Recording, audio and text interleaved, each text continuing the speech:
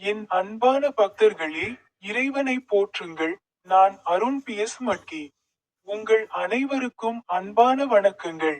இன்று பிப்ரவரி மாதம் 17ஆம் நாள், 2026ஆம் ஆண்டின் 2வது மாதம். நான் ஜார்க்கண்ட் மாநிலத்தின் லத்தேஹர் மாவட்டத்தில் உள்ள ரிச்சுகுடா ரயில் நிலையத்தின் புறநகரில் நிற்கிறேன்.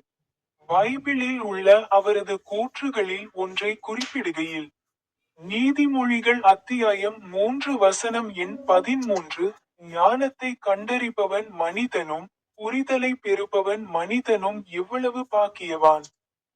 உங்கள் அனைவருக்கும் அன்பான வணக்கங்கள்.